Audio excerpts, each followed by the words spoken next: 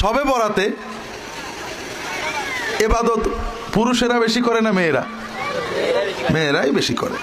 শাওয়াল মাসের রোজা পুরুষেরা বেশি থাকে না মেয়েরা? মেয়েরাই বেশি থাকে, কারণ তারা আল্লাহর রহমত চায়, ঠিক না? এটা ভালো। কিন্তু যারা শবে বরাতে আপনারা ইবাদত করেন, পুরুষ অথবা নারী, পুরুষ মানুষ শবে বরাতে নামাজ পড়ে কিন্তু বউয়ের সাথে ঝগড়া করে অথবা বাবা মায়ের কষ্ট দেয়, এমন লোক কি আছে? শবে বরাতে আমরা নামাজ পড়ি, দোয়া করি কেন? আল্লাহর রহমত পাওয়ার জন্য, ঠিক না? কিন্তু কোরআন শরীফ এবং হাদিস শরীফ থেকে জানা যায় শবে বরাতে ইবাদত করলে, শাওয়ালের রোজা রাখলে যে সওয়াব, স্বামীর সাথে হাসি খুশি ব্যবহার করলে, স্বামীর সাথে দুষ্টুমি করলে, স্বামীর জন্য রান্না করলে, বউয়ের সাথে দুষ্টুমি করলে, বউকে বেড়াতে নিয়ে গেলে, বউয়ের সাথে একসাথে খেতে বসলে, সংসারে বউয়ের কাজে সাহায্য করলে তার চেয়ে বেশি সওয়াব পাওয়া যায়।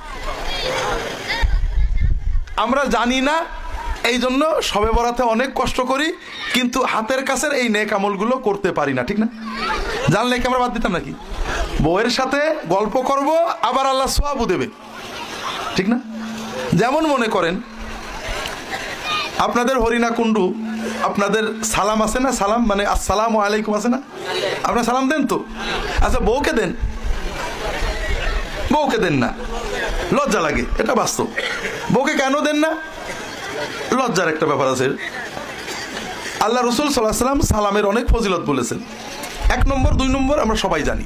প্রথম হলো সালাম দিলে সওয়াব হয়, ঠিক না? আমি যদি বউকে সালাম দিই, দিনের ভিতরে 50 বারে দিলাম, সওয়াব হলো না গুনাহ হলো? একজনের না দুইজনের? মনে করেন 50 বার 100 বার সালাম দিয়ে 3000 5000 নেকি অর্জন করলাম। এর জন্য কি ওযু করা লাগছে? গোসল করা লাগছে? জামা গায়ে দেওয়া লাগছে? টুপি পরা লাগছে? হুজুরি ডেকে আনা লাগছে?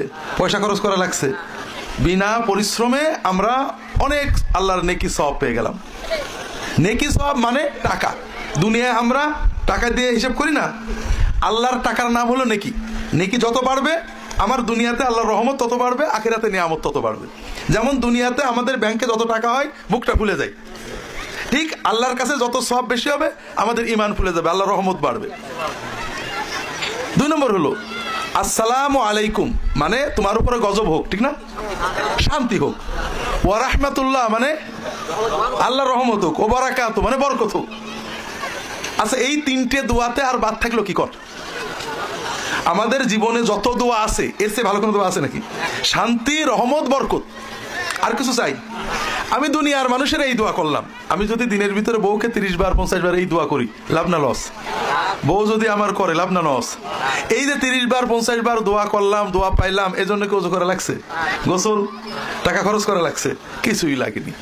এই দুটো কমন আমরা জানি, কিন্তু এক্সট্রা আছে যেটা জানি না, তাই আমরা মানি না। আমাদের নেক আমল এবং ঈমান নষ্ট হওয়ার 2টো কারণ বলছি। একটা হলো না জানা, আর একটা হলো ভুল জানা। মনে থাকে যেন, আমি কিন্তু ওয়াজ করতে পারি না, মাস্টার মানুষ। তাহলে আমাদের নেক আমল নষ্ট হওয়ার 2টো কারণ, একটা না জানা, একটা ভুল জানা।